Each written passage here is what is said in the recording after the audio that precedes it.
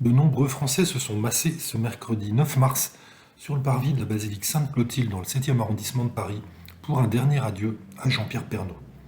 Jean-Pierre qui s'est éteint le 2 mars dernier, laissant ses proches mais aussi le public plongé dans une profonde détresse dont tous ont témoigné abondamment à l'annonce de son décès.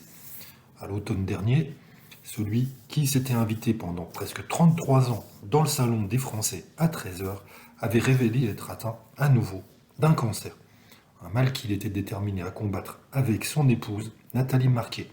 Mais des complications ont finalement précipité sa disparition.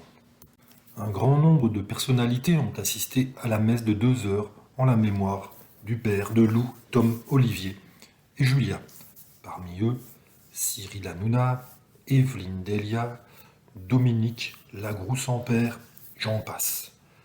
Dominique avait d'ailleurs rendu un hommage vibrant au journaliste à l'annonce de son décès. Et dans la basilique, elle lui a fait ses bouleversants adieux en lisant une lettre qu'elle avait écrite à son intention. Après cette cérémonie pleine d'émotions, les intimes l'ont accompagné jusqu'au corbillard.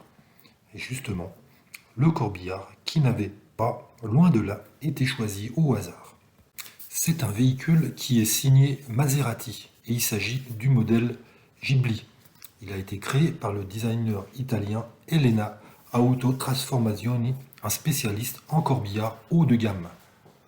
Ce modèle a été allongé avec des panneaux de fibre de verre pour mesurer 6,62 m avec à l'arrière un compartiment cercueil de 2,35 m de long et 95 cm de haut.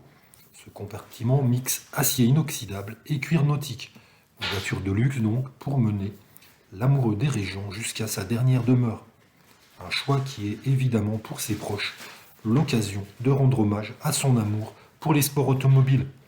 Pilote à 12 reprises sur le trophée Andros, Jean-Pierre avait transmis cette passion à son fils Olivier, pilote professionnel de rallye.